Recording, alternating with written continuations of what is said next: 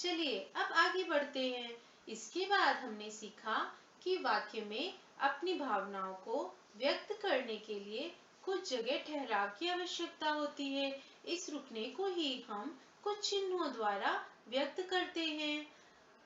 भाषा में इस चिन्हों को विराम चिन्ह कहते हैं। हमने इस अध्याय में 3 विशेष प्रकार के विराम चिन्हों के बारे में जाना। पहला पूर्ण विराम, दूसरा अल्प विराम और तीसरा प्रश्न सूचक चिन्ह। तो जरा एक छोटा सा अभ्यास करके देखिए। तो बच्चों, ये प्रश्न है, दिए गए विराम चिन्हों के नाम लिखिए। बच्चों, ये विराम चिन्ह है, इन्हें आपको पहचान कर इन्हें किस नाम से जाना जाता है वो आपको लिखना है। ठीक है, तो शुरू हो जाइए। इस अभ्यास को भी आपने तो बहुत अच्छे से कर लिया। चलिए आगे बढ़ते हैं। आगे आपने देखा कि विराम चिन्हों का सही जगह पे इस्तेमाल करना बहुत जरूरी है। आपने ये सारी चीजें बहुत आसानी से सीख ली। एक अभ्यास करके देखिए कि सही जगहों पर विराम चिन्हों का प्रयोग कैसे होता है।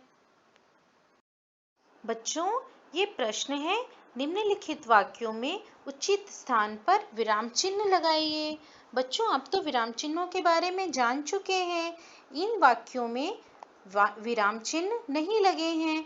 आपको ये वाक्य ध्यान से पढ़ने हैं और विराम चिन्ह लगाने हैं। अरे वाह बच्चों, इस अध्याय के सारे अभ्यास तो आपने बहुत अच्छे से कर लिए। लेकिन एक छोटा सा होमवर्क, आपको अपने मम्मी पापा का इंटरव्यू लेना है। अपने मम्मी पापा का इंटरव्यू यानी साक्षात्कार लेते समय आपको उनकी पसंद और नापसंद की चीजों को एक जगह नोट करना है।